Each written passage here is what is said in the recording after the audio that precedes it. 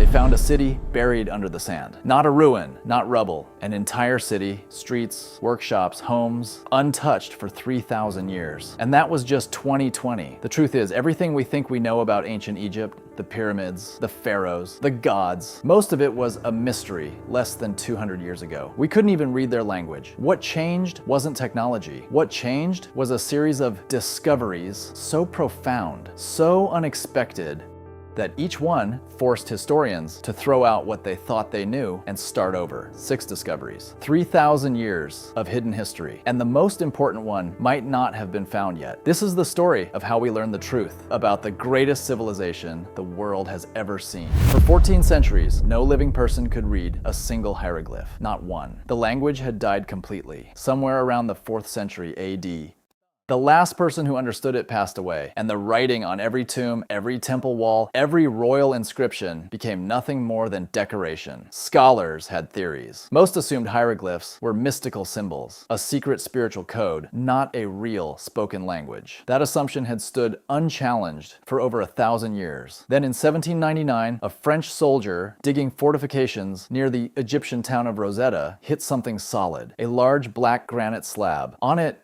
and 3 separate scripts, ancient Greek at the bottom and 2 forms of Egyptian script above it, all 3 saying the same thing. It took scholars another 23 years to fully crack it. But in 1822, Jean-François Champollion, a French linguist who had been obsessed with hieroglyphs since childhood, made the breakthrough. He realized that hieroglyphs weren't purely symbolic. They represented sounds. They were a real, readable language. The moment that happened, 3,000 years of history came flooding back. Royal records, medical texts, love poems, tax documents, court proceedings, everyday letters between ordinary people. None of it had been accessible. All of it suddenly was. Every assumption scholars had built about Egypt, based on guesswork and Greek and Roman accounts, now had to be checked against what Egyptians actually wrote about themselves. The story changed almost immediately. For centuries, the accepted story was simple. Slaves built the pyramids, millions of them, whipped into submission by brutal overseers, worked to death under the Egyptian sun. It made sense, in a way. How else could you explain construction on that scale? Without modern machinery, without cranes, without steel? The problem is, it was wrong, completely wrong. The evidence started emerging from 2 sites. At Giza, archaeologists discovered an entire workers' village, bakeries, breweries, medical facilities,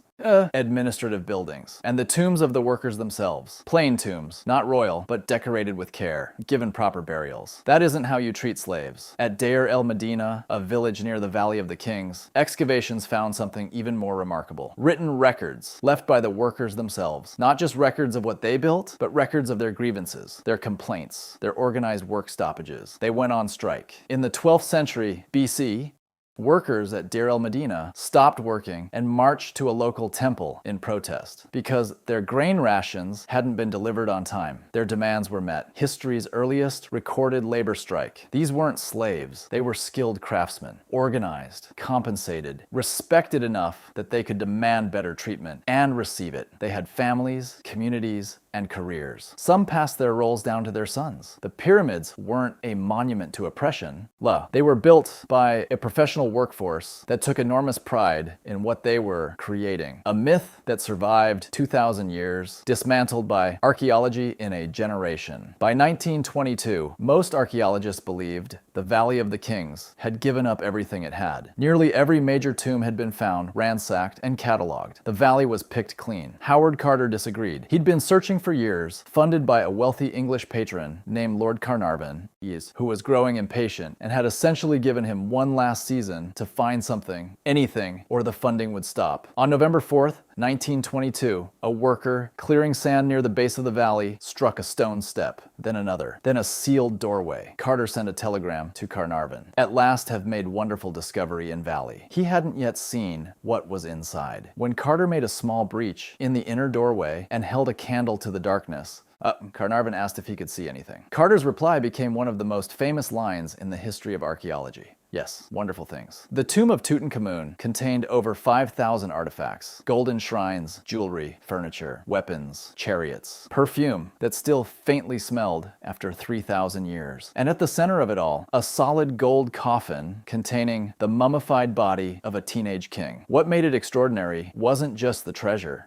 It was the completeness. Every other royal tomb had been looted in antiquity. This one was essentially untouched. It gave historians a full, unfiltered picture of royal Egyptian burial practices. The rituals, the objects considered essential for the afterlife, the sheer scale of wealth involved. It also sent a shockwave through popular culture. Within months, Egyptian motifs were everywhere. Fashion, architecture, art, film. A 3,000-year-old civilization suddenly felt immediate, alive, modern. And it raised a question that's never entirely gone away. If a minor king like Tutankhamun was buried with all of this, what lies in the tombs that haven't been found yet? Ancient Egypt, for most of history, has been described as a civilization that stood apart, monumental, self-contained, almost untouched by the rest of the ancient world.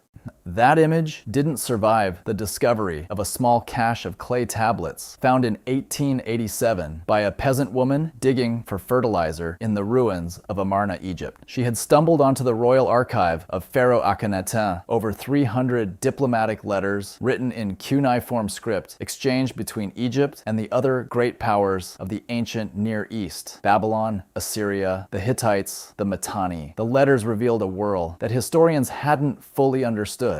Egypt wasn't isolated. It was the center of a sophisticated international network engaged in active diplomacy, strategic marriages, trade negotiations, and military alliances, with civilizations stretching across the entire region. The pharaohs were receiving letters from foreign kings, addressing them as brother. They were sending gold. They were negotiating terms. They were complaining when their gifts were delayed and demanding explanations. One Babylonian king wrote to Akhenaten, annoyed that his previous letters had gone unanswered, essentially saying, "If you're busy, send a messenger to tell me. Don't just leave me waiting." These were human beings, navigating the politics of the ancient world the same way leaders always have. The grandeur of the pyramids and temples had made Egypt seem mythological. The Amarna Letters made it real. They also forced a complete revision of how historians understood the Late Bronze Age, not as a collection of isolated civilizations, but as an interconnected world, with Egypt at the center of it all. In September 2020, an Egyptian archaeological team, led by Zahi Hawass, began excavating near Luxor. They were looking for a mortuary temple. They found something else entirely. Buried just below the surface, 3,000 years underground, was an entire city. Streets laid out in a grid. Homes with walls still standing, bakeries with bread molds still inside, a winemaking facility, an administrative district, a workers' area, all of it dating to the reign of Amenhotep III, one of ancient Egypt's most powerful and wealthy pharaohs, at the absolute peak of the empire's power. What made this find exceptional wasn't just the size, it was the preservation. Almost every other settlement from ancient Egypt has been dismantled over the centuries. The stones used to build newer structures, the ground built over, the artifacts scattered. This city had simply been buried and left alone. Archaeologists found rings, colored pottery, scarabs, tools, and even a pot containing several pounds of dried meat, still sealed, still labeled, still stamped with the year it was prepared. For the first time, historians had a detailed, already three-dimensional picture of what an Egyptian city looked like. Not the royal palaces, not the temples, but the actual lived-in working spaces where ordinary and administrative life happened every single day. Hawass called it the most important archaeological discovery since Tutankhamun's tomb. That's not a small claim. And when you understand what was found, it doesn't seem like an exaggeration. Cleopatra is one of the most famous people in history, and yet we've never found her tomb. After her death in 30 BC, following the fall of Egypt to Rome, her burial site simply vanished from the historical record. Centuries of searching have turned up nothing definitive. But in recent years, excavations connected to Cleopatra's world have started yielding results. Not her tomb, but pieces of a much larger picture. At Alexandria, the city she ruled, archaeologists have been working underwater in the submerged ruins of the ancient harbor, recovering statues, columns, and entire sections of royal buildings buildings that sank into the sea following earthquakes and erosion. These aren't minor artifacts. They're fragments of the actual palace complex where Cleopatra lived, negotiated with Julius Caesar, and died at Taposiris Magna, a coastal site west of Alexandria. A team led by archaeologist Kathleen Martinez has spent years excavating a temple complex they believe is connected to Cleopatra's burial. They've found mummies, golden artifacts, on coins bearing Cleopatra's image, and a tunnel system that continues deeper underground than they've yet been able to excavate. The work is ongoing. The tomb, if it exists in findable form, may still be there. And that's the thing about ancient Egypt that no other civilization quite matches. The country is still full of secrets. Estimates suggest that only a fraction of ancient Egypt's sites have been properly excavated. There are entire cities, entire necropoli, entire archives still underground. Everything we know, all 6 of these discoveries, and we're still only at the beginning. The Rosetta Stone gave us their words. The pyramid villages gave us their hands. Tutankhamun gave us their rituals. The Amarna Letters gave us their world. The lost Golden City gave us their daily lives. And Cleopatra, still out there somewhere, reminds us that the story isn't finished. Every decade, something gets dug up that changes what we thought we knew. That not adjusts it, changes it completely. And right now, there are teams in the field. Ground penetrating, radar scanning, desert floors, underwater archaeologists combing the Mediterranean, scholars running new analysis on mummies that were collected 100 years ago and never fully studied. The next discovery that rewrites everything could happen tomorrow. If you want to know what they find, make sure you're here when they do. Subscribe and turn on notifications. Because when the next burial chamber gets opened, you'll want to see it.